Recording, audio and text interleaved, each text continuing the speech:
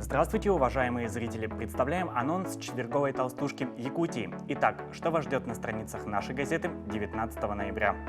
По данным Минтруда России, в 2015 году лидером среди российских регионов по количеству НКО в реестре поставщиков соцуслуг стал Башкортостан. Якутия в этом списке оказалась в числе аутсайдеров, а точнее, ни одна из 2000 некоммерческих организаций республики не попала в реестр. Как будут развиваться социально ориентированные некоммерческие организации республики? Читайте в четверговой толстушке.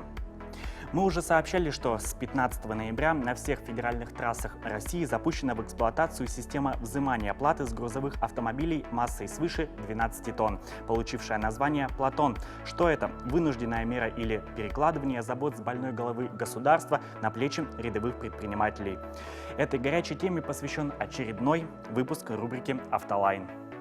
Нехватка местных высокопрофессиональных кадров в добывающей промышленности стала настолько важной проблемой, что к ее решению подключились члены регионального отделения Общероссийского народного фронта, о чем говорили фронтовики на собранном по этому поводу круглом столе. Каким профессиям уделит пристальное внимание Министерство профессионального образования, подготовки и расстановки кадров республики? Ответы на эти вопросы найдете в газете «Якутия».